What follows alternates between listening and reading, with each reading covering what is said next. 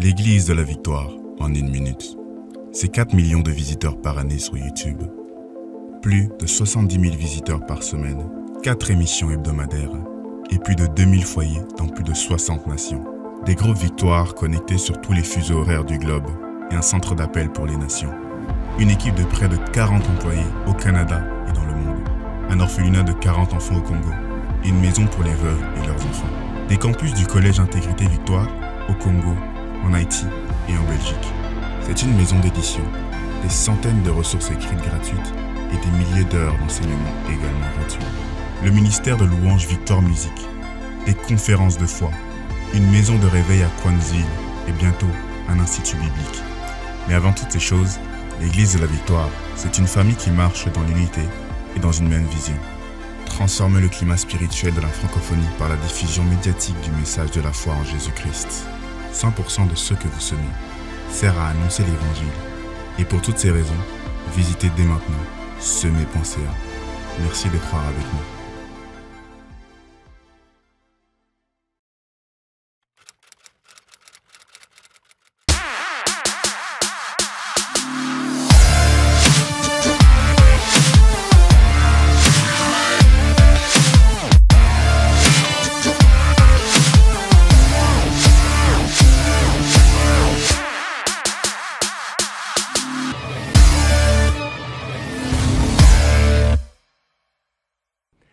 Bonjour tout le monde et bienvenue à l'Église de la Victoire. Quelle joie de vous avoir avec nous aujourd'hui.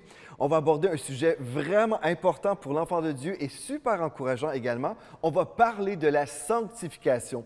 Et je sais que pour plusieurs personnes, la sanctification, c'est un sujet qui fait peur. On a peut-être des impressions comme quoi aujourd'hui, ça va être une journée de condamnation. Pas du tout. Vous allez découvrir aujourd'hui la clé de votre victoire pour la sanctification et on va décortiquer tout ça après notre temps de louange avec Victoire Musique. Encore une fois, je veux vous rappeler, aujourd'hui, je suis à l'Église de la Victoire. Oui, dans nos nouveaux locaux, nous n'avons pas encore terminé, mais je veux remercier maintenant tous les bâtisseurs, tous ceux qui croient avec nous pour la fin des travaux. Nous y sommes presque terminés, nous avons presque terminé et puis on se réjouit à l'avance pour tout ce qu'on va vivre ici dans la présence de Dieu. Mais pour le moment, comme vous savez, l'Église locale, elle est dans les cinémas ici, dans la ville de Cowansville au Québec. Et c'est merveilleux, on peut être ensemble, mais ce qui va être encore plus glorieux, c'est lorsqu'on va être tous ensemble dans la grande famille de Dieu internationale. Donc, on a très, très hâte. Et je veux vous rappeler, c'est au mois de juillet qu'on va pouvoir être tous ensemble. Donc, c'est très bientôt. Et on dit gloire à Dieu et merci à vous pour votre foi et votre confiance. Merci pour vos paroles d'encouragement. Merci également pour votre patience parce que vous avez été nombreux à avoir hâte et nous dire on a hâte d'être avec vous. Et puis nous aussi, on a hâte de vous avoir avec nous. Donc, gloire à Dieu pour cette saison. C'est une saison de construction, c'est une saison où on peut avancer ensemble dans les voies de Dieu. Et puis, on va avancer aussi ensemble aujourd'hui spirituellement. On va étudier le sujet de la sanctification. Mais juste avant, on va prier et après, on va aller dans un temps de louange avec Victoire Musique.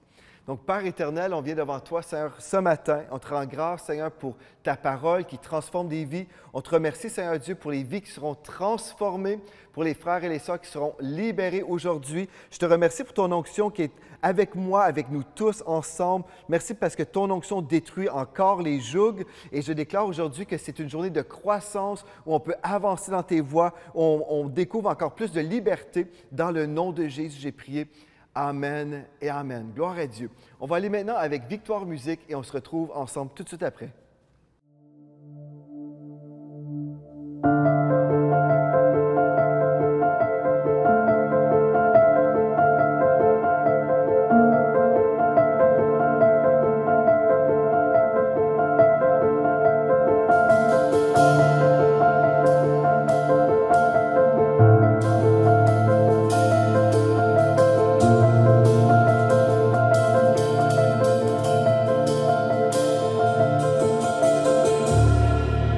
Le Dieu qui peut rendre la vue est présent tout autour de moi, présent tout autour de moi.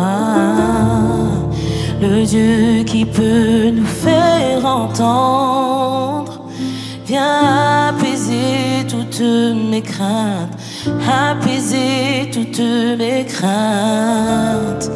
Oui, je crois en toi. Oui, je crois en toi. Tu es le Dieu des miracles. Alléluia. Oui, je crois en toi. Oui, je crois en toi. Tu es le Dieu des miracles.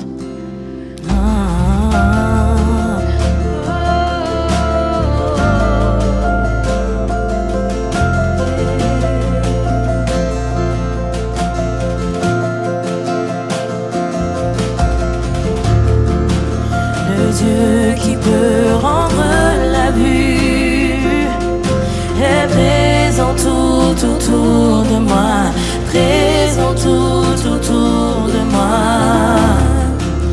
Le Dieu qui peut nous faire entendre vient apaiser toutes mes craintes, apaiser toutes mes craintes. Oui, je crois en toi. Oui, je crois en toi. Tu es le Dieu des miracles. Oui, je crois en toi. Oui, je crois en toi. Tu es le Dieu des miracles.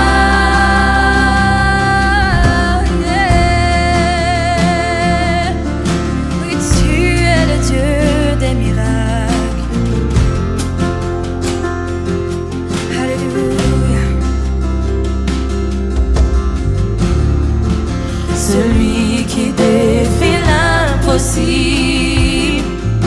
m'attire à lui, me renouvelle, m'attire à lui, me renouvelle. Celui qui a vaincu la mort, sa vie se répand dans mes veines, sa vie se répand dans mes veines. Oui, je crois en toi. Oui, je crois en toi. Oui, je crois en toi. Tu es le Dieu des miracles.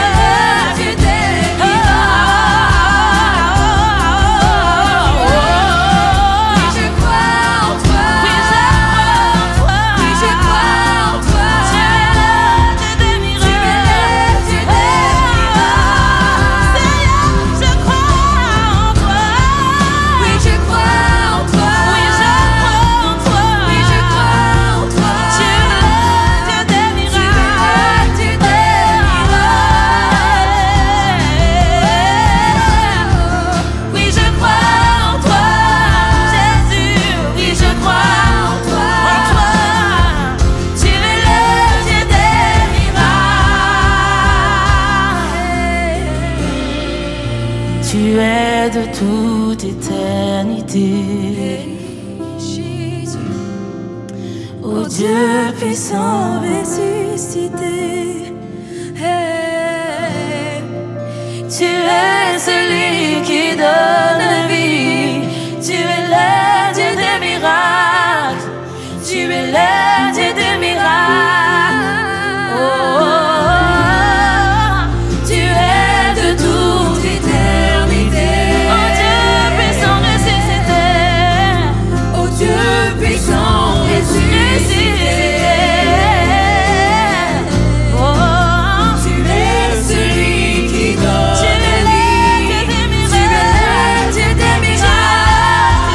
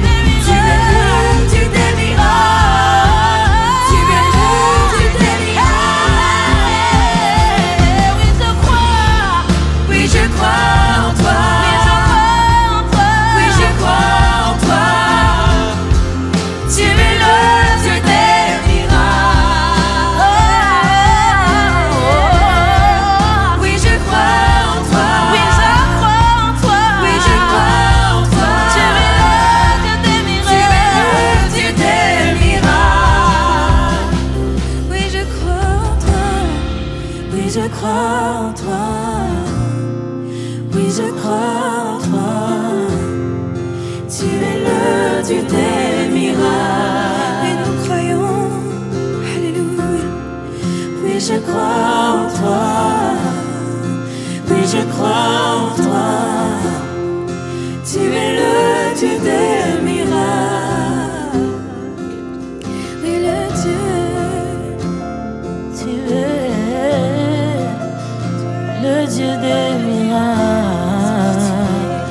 Non, tu n'as pas changé. Tu as dit encore. Oui, tu as dit encore. Yeah.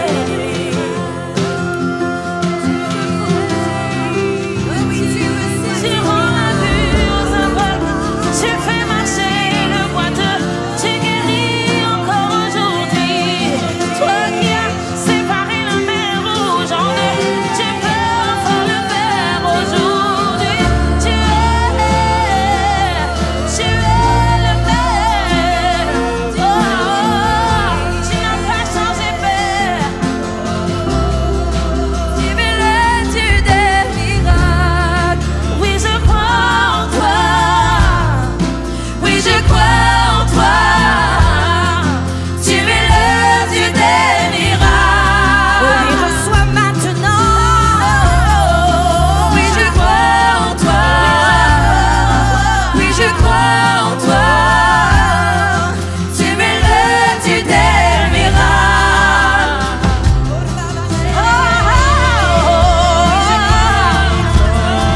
Oh, tu reçois maintenant ton miracle dans cette atmosphère de gloire, dans cette atmosphère de la présence de Dieu. Oh oui, adore ton roi, oui, adore ton roi. Oh, le Seigneur est fidèle, il est fidèle. Oh, il est celui qui t'a guéri, il t'a guéri à la croix du Calvaire. Sois ta percée maintenant dans le nom de Jésus. Tu es le Dieu des miracles.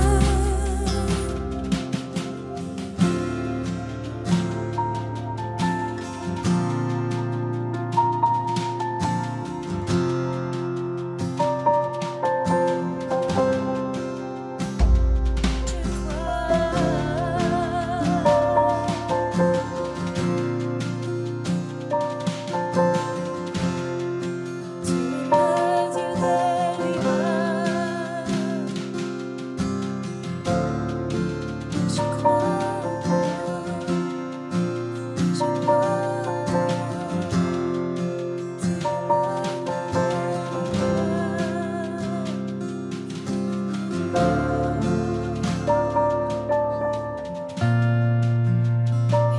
en toi.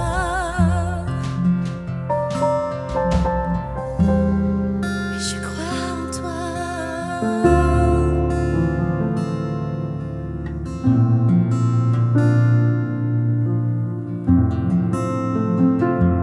C'est le Dieu des miracles. Oui, nous croyons. Oui, nous recevons.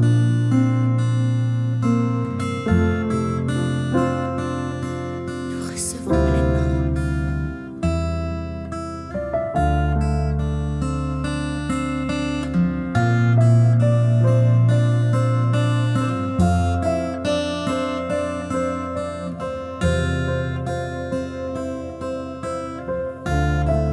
Oui, je crois en toi. Oui, je crois en toi. Tu es le Dieu des miracles. Oui, je crois en toi. Oui, je crois en toi. Tu es le Dieu des miracles.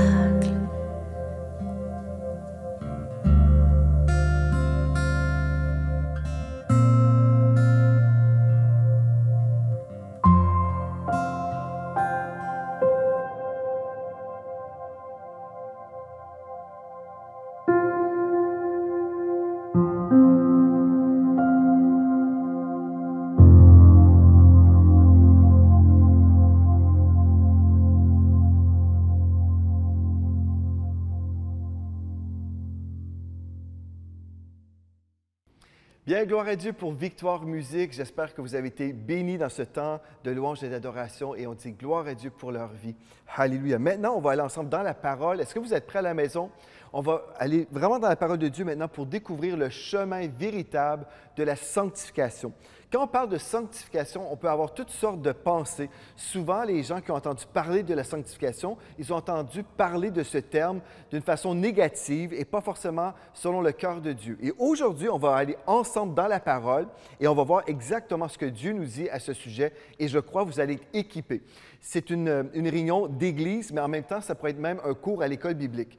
Donc, si vous êtes prêts à grandir dans les voies de Dieu, je vais vous encourager à aller chercher un stylo, un carnet pour prendre des notes, parce que ce temps ensemble dans la parole de Dieu, je crois, c'est un temps où vous allez être bâtis dans votre foi, vous allez être équipés pour savoir comment Dieu vous appelle à marcher dans la sainteté et en même temps, vous allez pouvoir aider votre prochain qui a besoin aussi de marcher dans la sainteté. Donc, premièrement, ce qu'on veut faire, on veut définir le mot sanctification, tout simplement, parce qu'on peut avoir toutes sortes d'idées, mais en fait, le mot sanctification nous parle de sainteté. On parle d'être mis à part pour le Seigneur ou réservé pour son saint service. Donc, on met quelque chose à part et si on se sanctifie, on se met à part pour Dieu et l'Esprit de Dieu nous met à part pour Dieu également. Donc, on va voir tout ça aujourd'hui dans cet enseignement sur la sanctification.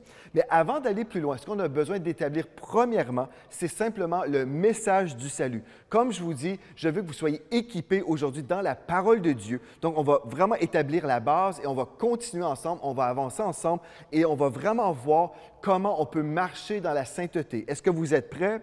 Gloire à Dieu dans le chat, vous pouvez écrire « Amen, Amen » si vous êtes prêts, on va avancer. Donc, on commence maintenant dans Éphésiens chapitre 2, au verset 8 à 10. On va parler du salut au tout début, puis après, on va voir en fait comment on peut progresser dans ce sujet. Donc, le texte nous dit dans Éphésiens chapitre 2, verset 8 à 10, nous lisons.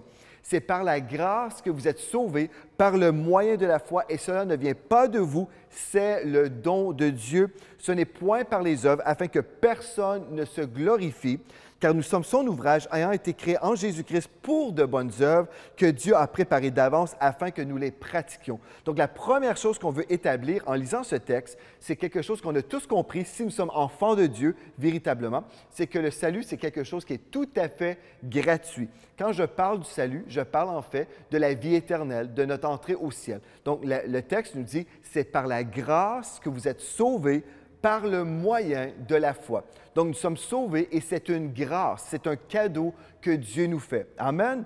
Donc, Dieu nous offre la vie éternelle. Donc, on reçoit ce cadeau. C'est vraiment un cadeau, c'est une grâce de la part de Dieu, une faveur non méritée. Mais la façon qu'on peut recevoir ce don-là, c'est par la foi. Donc, c'est par le moyen de la foi. Et le texte précise, ce n'est point par les œuvres afin que personne ne se glorifie. Ceci veut dire, ce n'est pas parce que je vais faire quelque chose, c'est plutôt parce que Jésus a fait quelque chose pour moi et je reçois l'œuvre de la croix dans ma vie. C'est alors que je peux passer de la mort à la vie. C'est alors que je peux être sauvé et né de nouveau. Alléluia. Donc, être sauvé, c'est ça, c'est naître de nouveau, c'est d'être pardonné de tous nos péchés, être en route vers le ciel. Et certaines personnes pourraient dire, il y a un instant, est-ce que vous êtes en train d'enseigner qu'on n'a pas besoin de faire des bonnes œuvres? Le texte nous précise au verset 10, « Car nous sommes son ouvrage, ayant été créés en Jésus-Christ pour de bonnes œuvres. » Donc, la religion nous dit toujours, pour être sauvés, nous devons faire des bonnes œuvres, mais la vérité de la parole de Dieu nous dit que la bonne œuvre a été faite par Jésus-Christ. Et ce que je fais, je reçois l'œuvre de la croix par la foi. Et oui, je vais faire des bonnes œuvres, mais en reconnaissance, pas comme une façon d'acheter mon salut. Amen. Donc, ça, c'est quelque chose qu'on a souvent enseigné ici à l'Église de la Victoire. Mais je voulais juste établir cette fondation parce que nous devons absolument comprendre que le salut est gratuit si on veut apprendre à marcher dans la sainteté. Parce que ce n'est pas par notre force ou notre capacité humaine, c'est par la puissance de Dieu qu'on peut arriver à marcher dans la sainteté parce que c'est par la puissance de Dieu qu'on reçoit le salut. Amen. Maintenant, on va aller dans Philippiens chapitre 2. Déjà, on établit le salut. Maintenant, on va décortiquer un petit peu plus parce qu'on vient de dire que vraiment le salut, c'est gratuit, c'est une grâce. Mais maintenant, on va aller dans Philippiens chapitre 2, versets 12 et 13. Donc, Philippiens 2, versets 12 et 13, où nous lisons « Ainsi, mes bien-aimés, comme vous avez toujours obéi, travaillez à votre salut. » Travaillez à votre salut avec crainte et tremblement, non seulement comme en ma présence, donc c'est l'apôtre Paul qui parlait ici, non seulement comme en ma présence, mais bien plus encore maintenant que je suis absent, car c'est Dieu qui produit en vous le vouloir et le faire selon son bon plaisir. Donc, ce texte-là pourrait sembler contredire Éphésiens chapitre 2, verset 8, qui nous dit « C'est par la grâce que vous êtes sauvés ». Le texte qu'on vient de lire nous dit « Travaillez à votre salut ». Donc, il y a des gens qui vont dire « Un instant, le salut est gratuit, c'est une grâce », mais là, on lit ailleurs que Dieu nous dit qu'on doit travailler pour notre salut. Attention, le texte ne dit pas qu'on doit travailler pour notre salut, mais on travaille à votre salut. Donc, dans la version Summer, par exemple, nous disons « Faites donc fructifier votre salut ». OK, donc on parle ici d'un travail où on va développer, on va permettre à l'Esprit de Dieu qui va développer le fruit de l'Esprit dans nos vies. Donc, faites donc fructifier votre salut. Comment est-ce qu'on pourrait comprendre ça? Ça veut dire tout simplement, soyez engagés, craignez et respectez Dieu, soyez obéissants. Quand on travaille à notre salut, en fait, ce n'est pas pour notre salut, mais on travaille à notre salut, c'est-à-dire on va vraiment s'engager dans les voies de Dieu. C'est à ce niveau-là qu'on va travailler. Ce n'est pas pour gagner ce que Jésus-Christ a déjà gagné pour nous à la croix il y a 2000 ans. Voyez-vous? Donc, c'est important. Mais ça veut simplement dire, nous ne sommes pas passifs, mais on va travailler à notre salut, c'est-à-dire on va être engagé dans la foi. Amen? Sachant que c'est Jésus qui a payé le prix pour qu'on soit sauvé. Donc, je voulais juste établir ce deuxième passage de la parole pour qu'on puisse comprendre que nous avons une part à jouer dans notre sanctification. Et notre part à jouer concerne l'obéissance. Donc, nous sommes engagés, nous sommes dans la foi et nous sommes obéissants. Et le peuple de Dieu à la maison peut dire « Amen » si vous êtes d'accord. Mais ceci dit, ça ne veut pas dire qu'on va payer notre salut par le travail. Donc ça, c'est vraiment très important de le mentionner dès le départ. On va aller maintenant dans Romains chapitre 10. On parle toujours du salut. On parle vraiment de la base en ce moment et on va progresser dans quelques instants.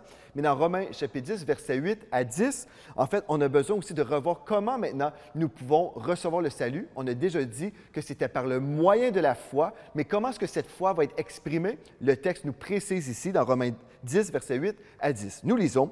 Que dit-elle donc? La parole est près de toi, dans ta bouche et dans ton cœur. Or, c'est la parole de la foi que nous prêchons.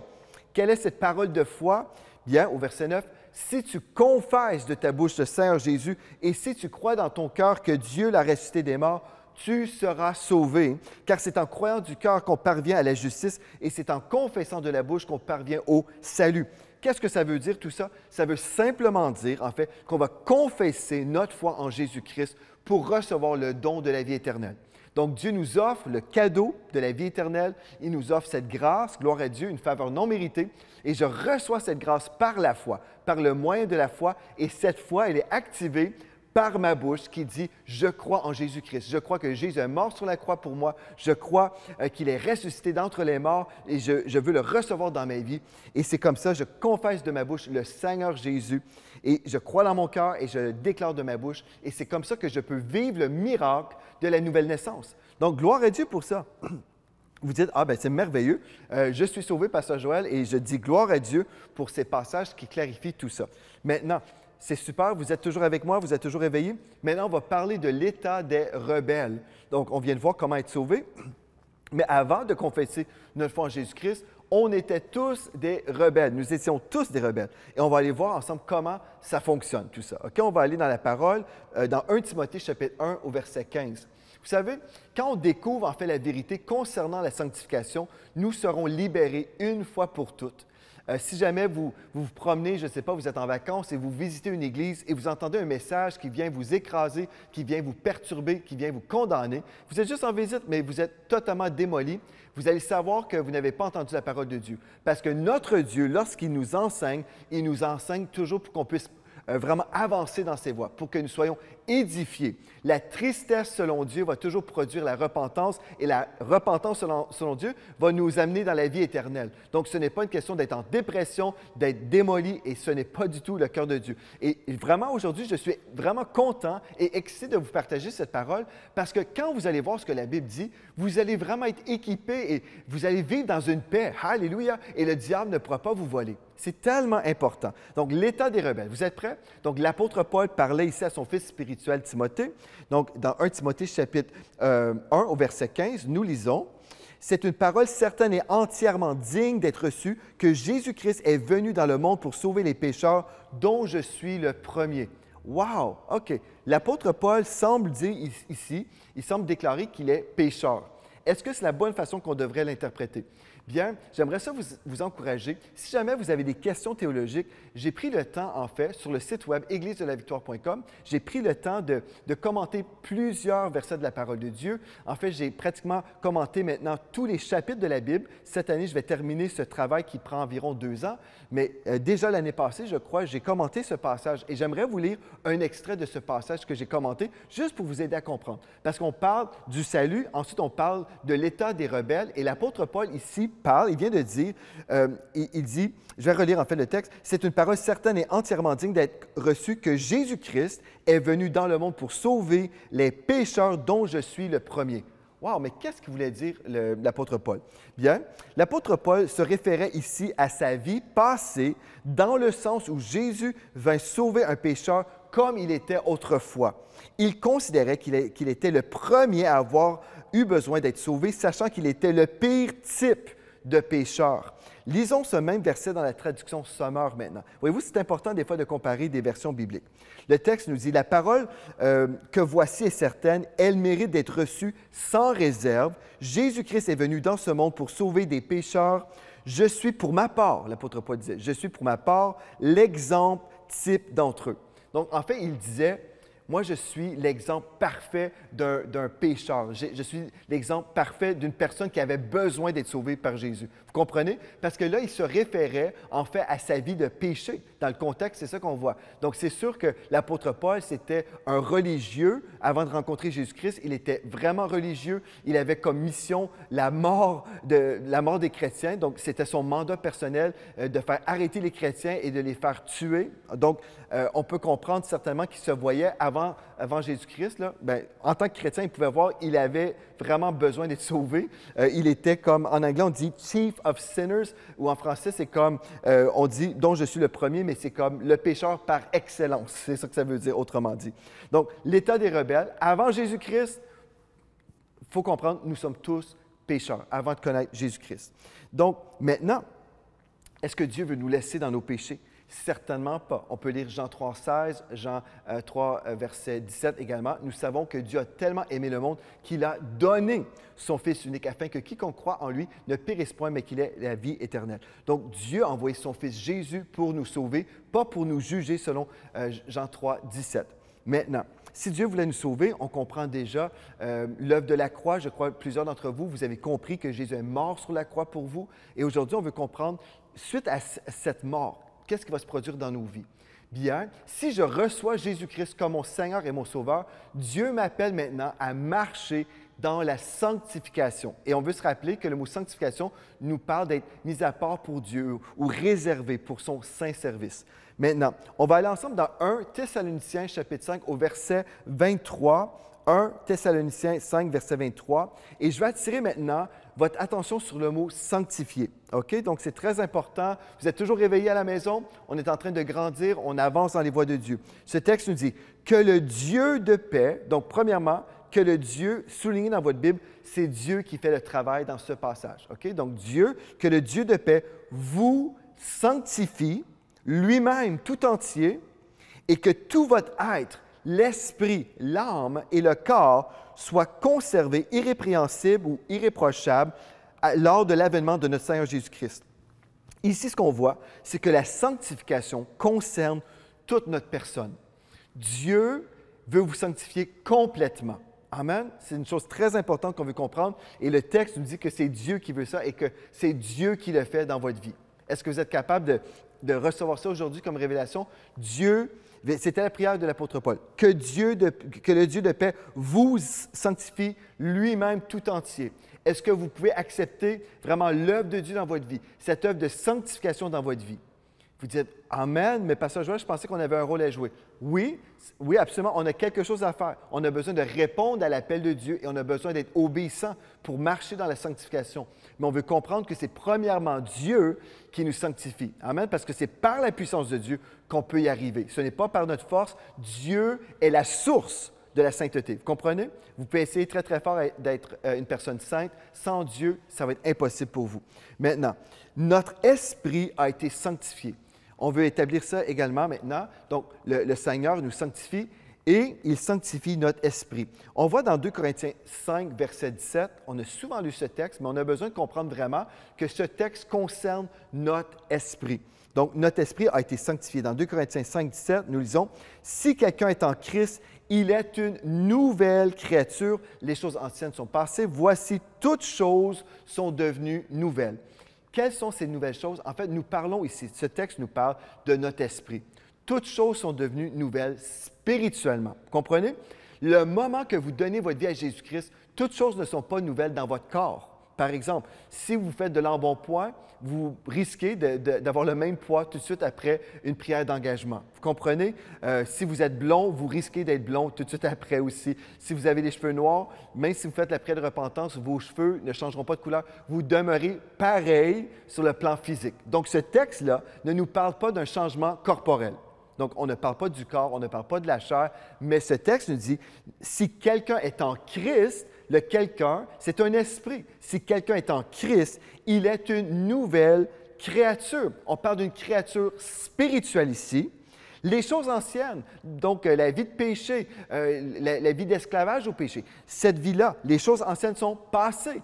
Parce qu'avant, on était spirituellement morts. Donc, la mort est passée. Nous avons accueilli la vie de Dieu. Gloire à Dieu. Voici, toutes choses spirituelles, si on veut le rajouter, juste pour qu'on comprenne maintenant, toutes choses sont devenues nouvelles. Gloire à Dieu pour ça. Vous avez une nouvelle vie en Jésus-Christ. Gloire à Dieu. Donc, notre âme n'a pas changé non plus. Le moment qu'on a reçu Jésus-Christ, notre âme n'a pas été transformée.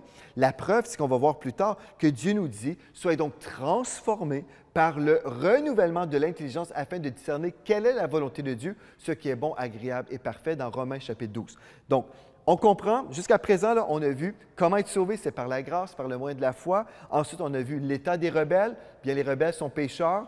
On a vu, en fait, que l'apôtre Paul ne se disait pas pécheur perpétuellement toute sa vie, mais il a fait référence à sa vie de passé. Et on comprend aujourd'hui, maintenant, que la sanctification concerne toute notre personne.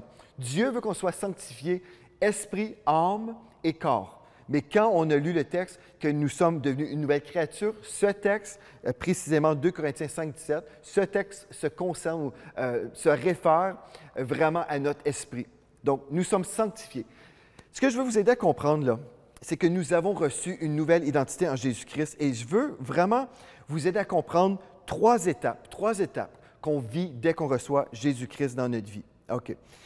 La première chose que je veux vous aider à comprendre, c'est que lorsque je donne ma vie à Jésus, admettons, je viens de faire une prière de repentance.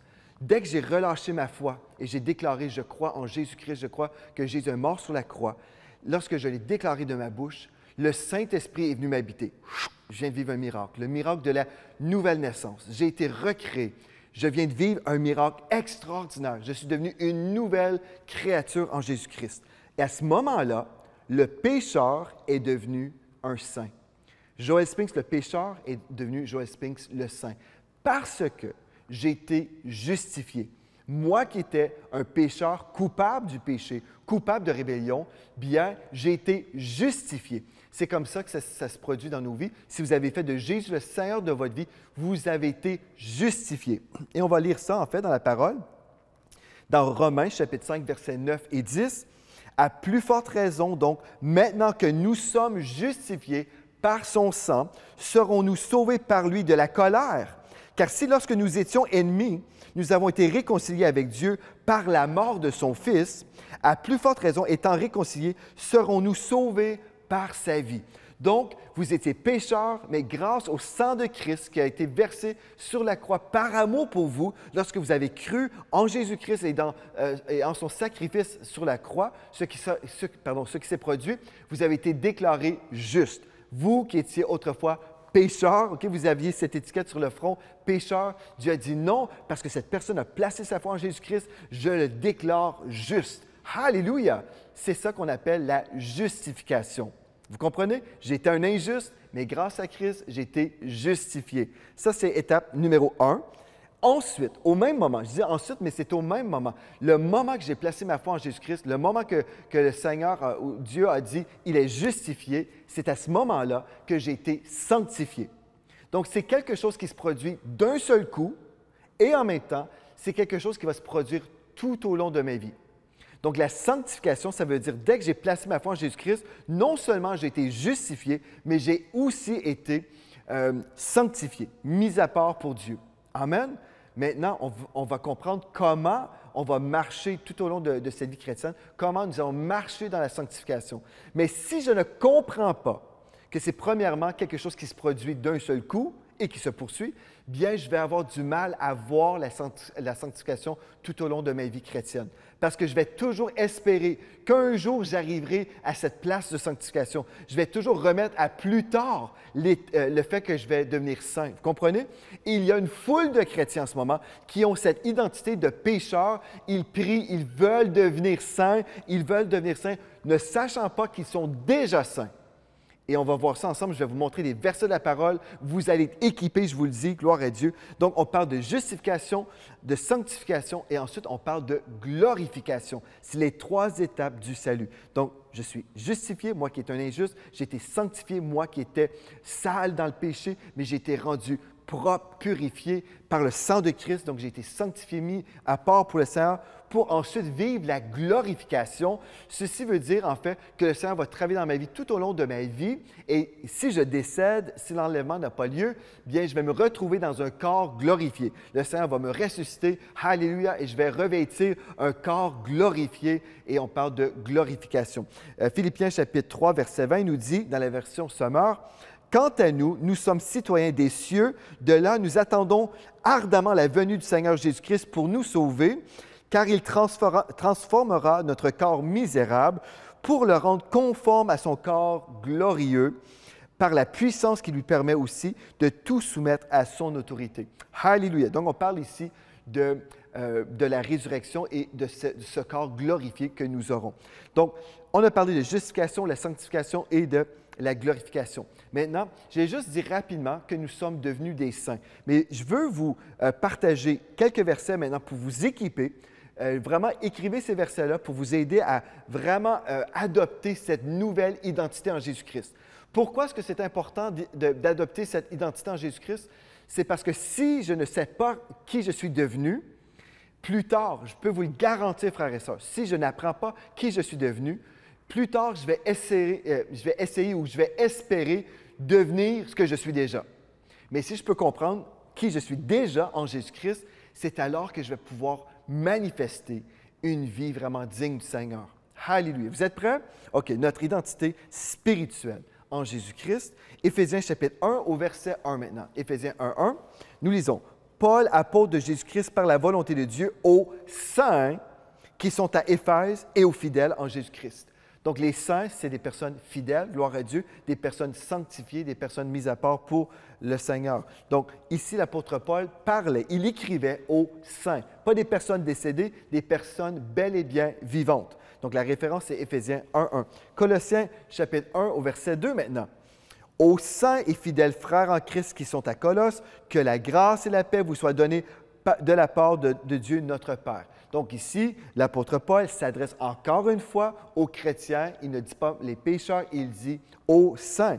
Est-ce que vous pouvez prendre ça en note? Donc on parle, vous allez voir dans les Épîtres, souvent c'est au début de l'Épître où l'apôtre Paul, évidemment, va parler aux chrétiens. Il s'adresse à eux comme étant des saints. Donc on a vu Éphésiens 1.1, Colossiens 1.2, maintenant 2 Corinthiens 5, verset 21.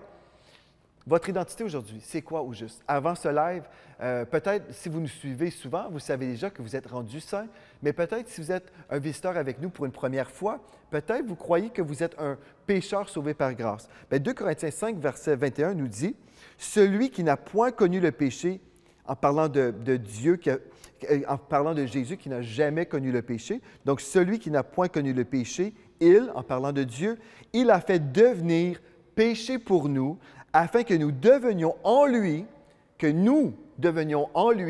justice de Dieu. » Vous voyez, vous avez été justifiés et vous êtes devenus la justice de Dieu. C'est votre identité, frères et sœurs. La référence, c'est 2 Corinthiens 5, verset 21. Si vous dites, « Bien, moi, je n'ai jamais entendu ça, Pasteur Joël, que j'étais la justice de Dieu. » Bien, c'est ça que la Bible dit sur vous. Est-ce que vous êtes capable de l'accepter aujourd'hui? Vous êtes un saint et vous êtes la justice de Dieu. Alléluia! C'est votre identité. Si vous pouvez accepter cette identité, si vous pouvez vraiment croire, vous allez pouvoir vivre cette vie de justice. Alléluia! Parce qu'on ne veut pas simplement connaître notre identité, mais on veut aussi l'expérimenter dans nos vies. 1 Corinthiens 6, verset 11 maintenant. Oh, ça, c'est un verset très important. Si vous lisez 1 Corinthiens chapitre 6, vous pourrez lire la description de plusieurs sortes de péchés. Et le verset 11 nous dit, « Et c'est là ce que vous étiez, quelques-uns de vous, mais vous avez été lavés. » Alléluia! Comment est-ce qu'on a été lavés? Est-ce que c'est par l'eau du baptême? Non, nous avons été lavés par la parole de Dieu et par le sang de Christ. Le sang nous purifie de tout péché. Le sang de Jésus-Christ nous purifie de tout péché. Ce texte nous dit, vous avez... Bon, autrefois, vous étiez dans toutes sortes de péchés, mais vous avez été lavés, vous avez été sanctifiés. Remarquez, vous avez été sanctifiés. C'est quelque chose qui a été fait dans le passé, là. Je vais reprendre le texte. Et c'est là ce que vous étiez, quelques-uns de vous, mais vous avez été lavés, mais vous avez été sanctifiés, mais vous avez été justifiés au nom du Seigneur Jésus-Christ et par l'Esprit de notre Dieu. Alléluia! On a vu, juste il y a quelques temps, là, on a vu dans 1 Thessaloniciens 5, verset 23, que c'est Dieu, ou que le Dieu de paix vous sanctifie. Et maintenant, on vient de voir dans 1 Corinthiens 6, 11, que nous sommes sanctifiés par l'Esprit de notre Dieu. Amen! Voyez-vous, le Saint-Esprit, Dieu est vraiment concerné, il vous sanctifie. Il a un rôle à jouer. Alléluia! Gloire à Dieu. Donc, après tout ça, là, après tout ce qu'on vient de voir, frères et sœurs, vous dites, « Ah, c'est bien, je suis un saint de l'Éternel. » Là, ce qu'on a besoin de comprendre, par contre, c'est notre vie quotidienne, parce que c'est là où les gens font fausse route.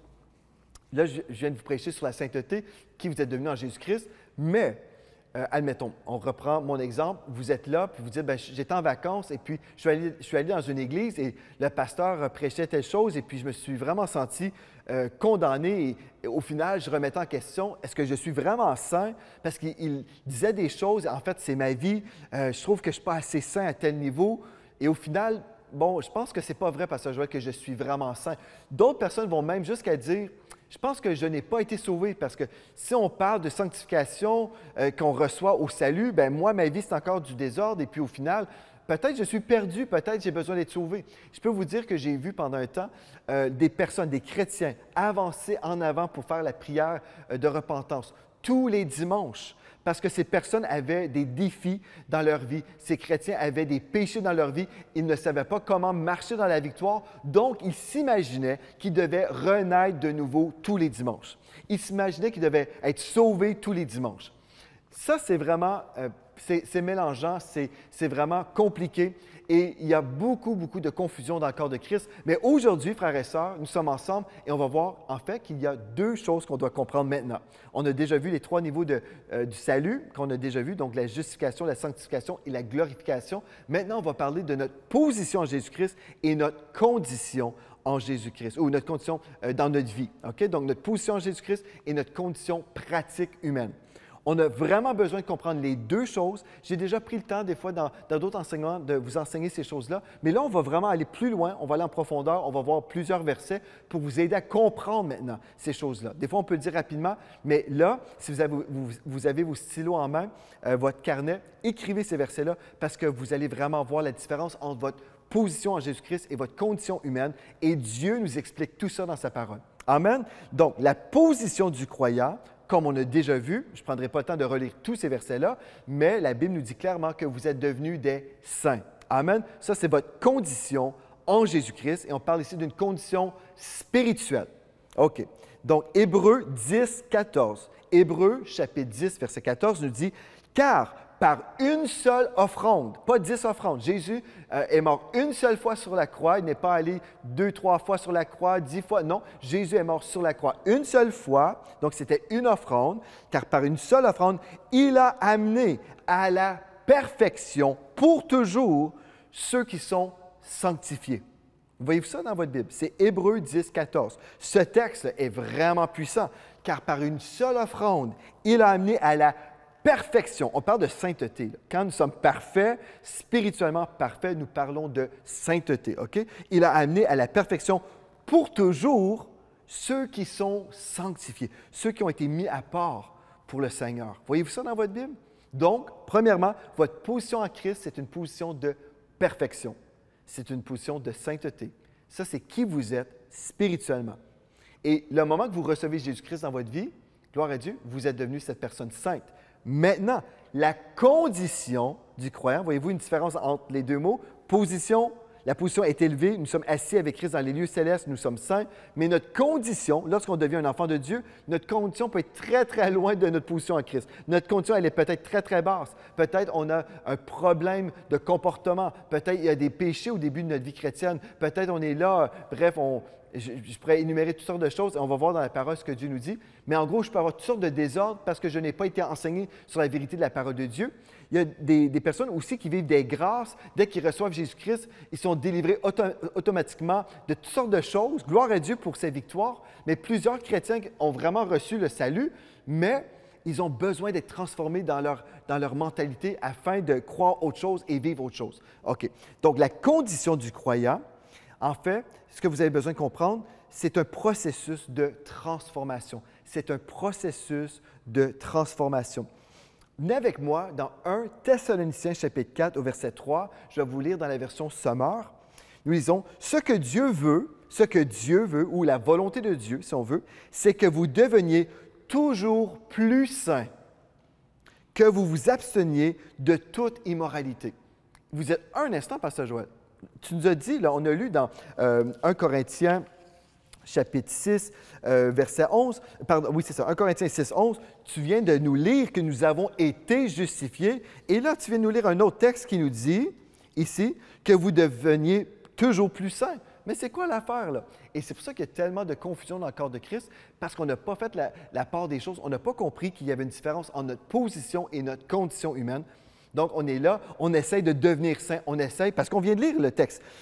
Écoutez, je relis le texte. 1 Thessaloniciens 4, verset 3 nous dit « Ce que Dieu veut, c'est que vous deveniez toujours plus saints. » Si je ne comprends pas que je suis déjà saint et que je peux m'améliorer et que je peux devenir de plus en plus saint et aller de gloire en gloire, au final, je peux croire que je suis un pauvre pécheur et je peux m'imaginer « Ah ben, moi, je n'arrive pas à vivre dans la sainteté. » Et ce texte-là, que je devienne de plus en plus saint, bien, en fait, je ne comprends pas que c'est vraiment un processus, mais c'est quelque chose qui va m'arriver un jour plus tard. Et pendant ce temps d'attente, je vis dans la frustration, je vis dans la peine peut-être. Il y a des gens qui perdent courage parce qu'ils s'imaginent de « Oh non, c'est impossible pour moi. » Non, non, c'est possible pour vous. Tout ce que Dieu nous dit, c'est possible pour vous. Amen. Vous allez réussir dans votre mandat, dans votre appel, c'est certain. Donc, nous sommes imparfaits dans notre condition humaine, mais nous savons que nous allons de gloire en gloire. OK, vous êtes prêts? On va aller dans Romains chapitre 6, verset 19. Je sais que je vous donne beaucoup de versets, mais c'est vraiment important pour vous et pour moi de croire ce que la parole de Dieu nous dit concernant la sanctification. Je parle à la manière des hommes. Donc, je vous lis Romains 6, 19. Je parle à la manière des hommes à cause de la faiblesse de votre chair, l'apôtre Paul disait, à cause de la faiblesse, pas de votre esprit, mais de votre chair. On parle du corps ici, là. OK? Donc, de votre chair. De même, donc, que vous avez livré vos membres comme esclaves à l'impureté et à l'iniquité. Donc, vous avez utilisé vos corps pour pécher, c'est ça que le texte nous dit, pour arriver à l'iniquité. Ainsi, maintenant, OK, depuis que vous êtes devenu chrétien, l'apôtre Paul dit, maintenant, livrez vos membres comme esclaves à la justice. Pas esclaves au péché, mais esclaves à la justice pour arriver à la sainteté. Mais arriver à la sainteté, oui, dans notre condition humaine.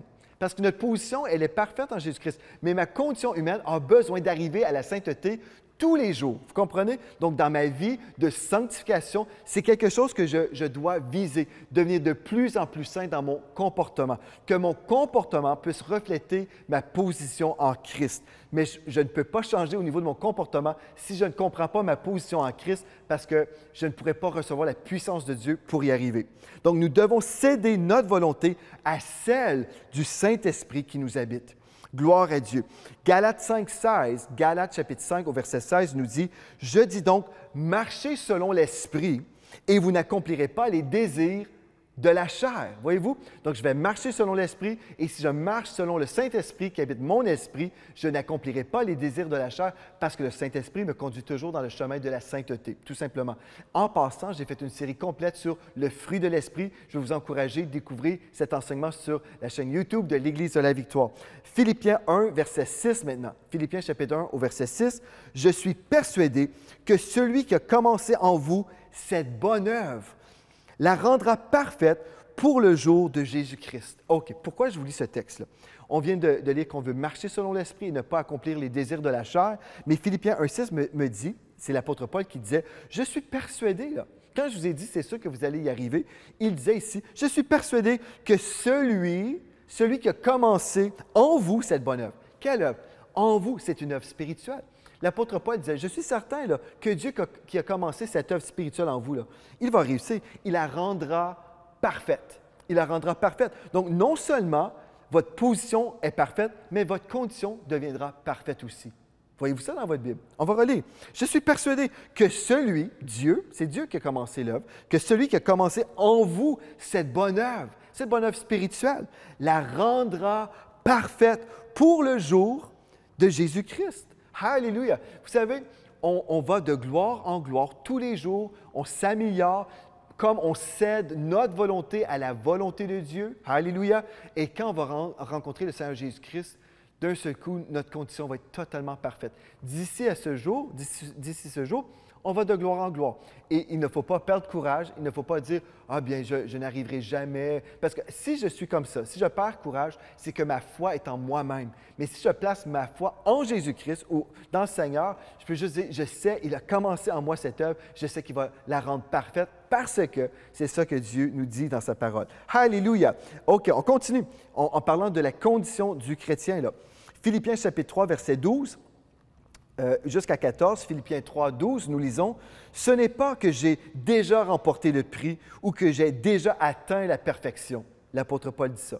Il parle de quoi? Il parle certainement de sa condition humaine.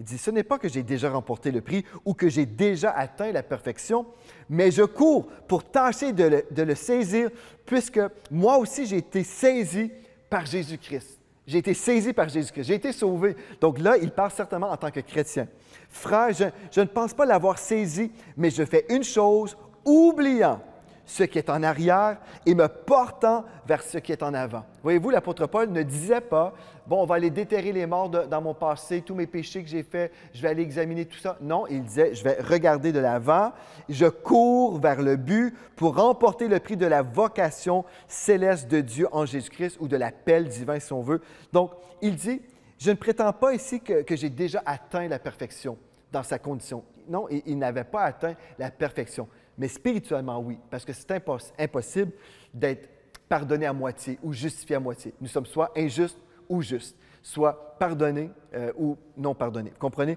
Mais nous sommes parfaitement pardonnés, donc nous pouvons devenir parfaits spirituellement, mais dans notre condition physique ou pratique, si on veut, dans notre vie de tous les jours, il n'avait pas encore atteint la perfection, mais il avait la vision de l'atteindre parce qu'il avait la vision de Jésus-Christ devant lui.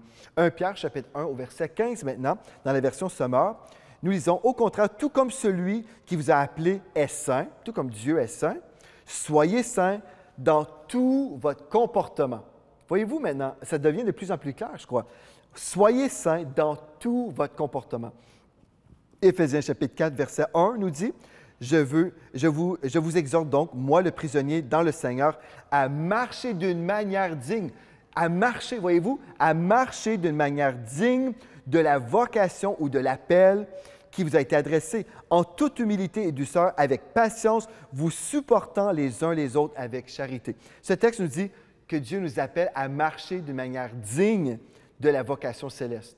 On doit vraiment glorifier ça par nos vies. Voyez-vous ça dans vos Bibles? C'est merveilleux. Et Hébreux 12, verset 14 nous dit « Faites tous vos efforts pour être en paix avec tout le monde et cultivez la sainteté comme un jardin. » OK, votre vie, c'est comme un jardin. Cultivez la sainteté sans laquelle nul ne verra le Seigneur. Nul ne verra le Seigneur. Les personnes qui ne recherchent pas la sainteté n'ont pas le cœur de Dieu. Quelqu'un qui est vraiment sauvé, quelqu'un qui a vraiment vécu le miracle de la nouvelle naissance, je peux vous dire, il a des nouveaux désirs. Et Dieu nous dit même dans sa parole qu'il va nous donner le désir de notre cœur. Pourquoi? Parce que c'est Dieu qui place en nous des désirs et parce que lorsqu'on a reçu Jésus-Christ comme le Seigneur de notre vie, nous avons en même temps reçu le Saint-Esprit et nous sommes devenus une nouvelle créature. Nous avons une nouvelle nature. Amen. Notre nature, ce n'est pas une ancienne nature qui a été rénovée. Nous avons une nouvelle nature divine. Nous sommes en anglais, partakers of the divine nature. En français, j'essaie de traduire, mais nous sommes des participants de la nature divine. Voyez-vous ça? Nous sommes des participants de la nature divine parce que Dieu nous habite, le Saint-Esprit nous habite. Nous sommes le temple du Saint-Esprit. Alléluia! C'est merveilleux. Donc, tout ça pour qu'on comprenne aujourd'hui, si je ne comprends pas qui je suis devenu, et je remets toujours à plus tard, un jour je vais devenir saint, je peux vous dire que ça va être très, très difficile. Ça va être impossible en fait. Mais si je peux dire, OK, je comprends que j'ai été justifié et j'ai été sanctifié. J'ai déjà été sanctifié, comme on a vu dans la parole. J'ai été sanctifié et je continue à vivre dans ce processus de sanctification jusqu'au retour du Seigneur Jésus-Christ ou jusqu'à ce que je me retrouve dans la présence de Dieu, parce que je vais de gloire en gloire.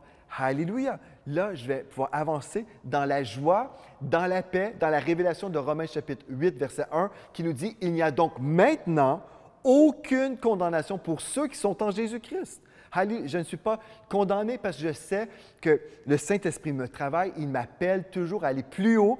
Et mon travail, en fait, la façon que je vais travailler à mon salut, c'est que je vais obéir lorsque Dieu va me parler. Lorsque Dieu me parle, je vais céder que ma volonté accomplisse la volonté de Dieu. Et c'est comme ça que je peux marcher dans la sanctification. Et la semaine prochaine, ce qu'on va voir, c'est comment sommes-nous sanctifiés dans la vie pratique. Parce que là, on a compris théologiquement comment ça fonctionnait au niveau de notre position en Christ et de notre condition dans notre vie. Mais on va voir précisément, en fait, je crois que c'est 5 points, justement, que je pourrais décortiquer, mais 5 points, en fait, pour répondre à la question « Comment maintenant? Comment sommes-nous sanctifiés? » On a déjà vu que c'était le travail de Dieu dans nos vies. On coopère avec Dieu lorsqu'on marche dans l'obéissance. Amen. Mais il y a des choses qu'on veut vraiment voir ici la semaine prochaine pour voir comment on peut recevoir ce travail de l'Esprit pleinement dans nos vies. Est-ce que vous voulez plaire au Seigneur dans vos vies? Voulez-vous vraiment marcher d'une façon digne du Seigneur? Bien, on va prier ensemble maintenant et on va faire du ménage aussi parce que je crois que plusieurs d'entre vous, vous avez vécu avec des mensonges que peut-être un jour vous pourriez devenir saint, mais ça commence aujourd'hui même. Et si vous n'avez jamais fait de Jésus le Seigneur de votre vie, peut-être vous nous suivez, peut-être vous aimez la musique qu'on produit, peut-être vous aimez les lives de guérison. Et aujourd'hui, vous avez pris la décision de nous suivre. Et peut-être vous êtes intéressé par les choses de Dieu, mais vous n'avez pas jamais pris cette décision formelle où vous étiez pour vous donner entièrement à Jésus-Christ. J'aimerais ça vous donner cette opportunité aujourd'hui.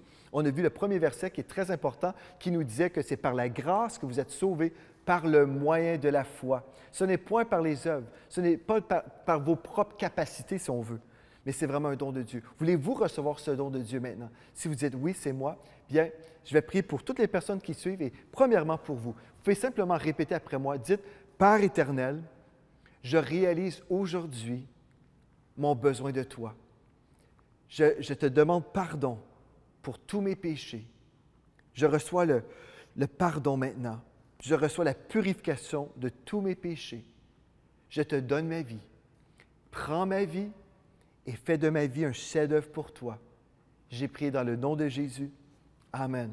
Gloire à Dieu. Si vous avez prié cette prière avec moi, gloire à Dieu et bienvenue dans la famille royale de Dieu. Et écrivez-moi dès maintenant, écrivez-moi à info@églisedelavictoire.com, info@églisedelavictoire.com et dites-moi, Pasteur Joël, j'ai donné ma vie à Jésus et on va vous mettre en contact avec nos soins pastoraux pour vous aider à grandir dans les voies de Dieu. Et si vous êtes un chrétien de longue date et puis vous êtes là, ou même un nouveau chrétien, peu importe, et vous avez essayé d'être saint et vous avez failli, bien aujourd'hui, je vais prier pour vous. Père éternel, je veux te rendre grâce, Seigneur Dieu, pour toutes les personnes qui ont suivi ce live aujourd'hui. Je te rends grâce pour ton esprit de révélation. Et je prie aujourd'hui que tous mes frères et mes sœurs qui puissent vraiment comprendre aujourd'hui, qui puissent vraiment recevoir la révélation de qui ils sont devenus. Et merci pour la puissance du Saint-Esprit qui est disponible pour eux, pour qu'ils puissent avancer dans tes voies, dans la victoire sur le péché. Merci parce que tu les as rendus saints le moment qu'ils ont reçu Jésus-Christ, mais je déclare aussi que dans leur vie, dans leur position, dans leurs conditions, ils avancent, ils progressent avec toi, ils vont de gloire en gloire, de gloire en gloire. J'ai prié dans le précieux nom de Jésus. Amen et Amen. Et je déclare que vous êtes libérés aujourd'hui des fausses doctrines de condamnation et de ces sentiments de rejet. Dieu ne vous rejette pas. Dieu vous aime avec un amour éternel. Il est là, il vous habite et il va vous rendre victorieux en toutes choses. Gloire à Dieu. Maintenant, pour tous nos frères et nos sœurs qui croient avec nous pour la fin des travaux, mais qui croient avec nous pour ce ministère en général, pour tout ce qu'on fait, que ce soit pour Victoire Musique, que ce soit pour l'Orphelinat Malaika, pour la Maison des Veuves, que ce soit pour la maison d'édition qu'on a, les enregistrements, toutes ces choses qu'on peut faire. Vous croyez avec nous? Bien, je veux vous remercier de croire d'une façon concrète et tangible. Merci infiniment pour vos semences. Et j'aimerais ça maintenant prier pour vos semences, vraiment que vous puissiez relâcher votre foi et vous attendre à une récolte dans le monde de l'esprit. Plusieurs âmes vont venir à Christ. Croyez avec nous vraiment pour une grande récolte d'âmes. Je me tiens ici à l'Église de la Victoire et j'ai la foi que cette place sera remplie de nouvelles personnes. J'ai la foi qu'on va avoir plusieurs cultes tellement il va y avoir une grande récolte. Alléluia! Est-ce qu'on peut prier ensemble maintenant? Père éternel, on veut te rendre grâce pour toutes ces dîmes, ces offrandes, ces aumônes. Merci, Seigneur Dieu, pour ces semences qui sont consacrées, qui sont sanctifiées pour ton saint service. Et nous déclarons, Seigneur, que ces semences produiront beaucoup pour l'avancement de ton royaume ici au Canada, dans les nations, partout à travers la terre. Merci, Seigneur Dieu, pour des âmes qui seront sauvées, des vies qui seront transformées, des corps malades qui seront guéris. Alléluia. Pour des personnes qui seront formées dans ta parole, nous te disons merci et gloire à Dieu. Alléluia, gloire à Dieu. Bien, merci infiniment d'avoir été avec moi aujourd'hui. Gloire à Dieu, n'oubliez pas, nous sommes là mercredi soir avec le live de guérison. Et d'ici à notre prochain rendez-vous, rappelez-vous de ceci, en Jésus, vous êtes richement bénis.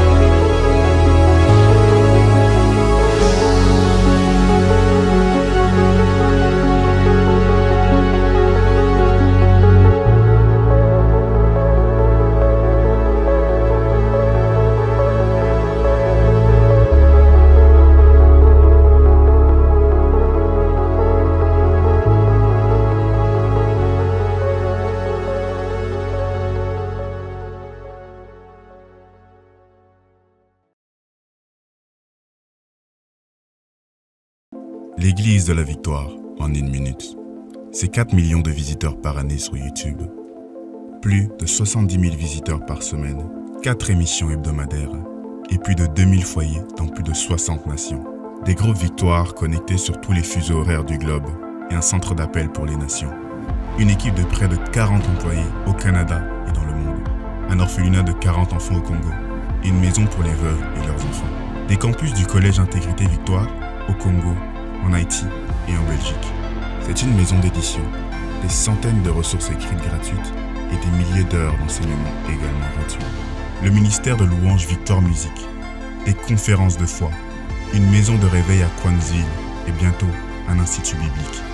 Mais avant toutes ces choses, l'Église de la Victoire, c'est une famille qui marche dans l'unité et dans une même vision. Transformer le climat spirituel de la francophonie par la diffusion médiatique du message de la foi en Jésus-Christ. 100% de ce que vous semez sert à annoncer l'Évangile. Et pour toutes ces raisons, visitez dès maintenant semer.ca. Merci de croire avec nous.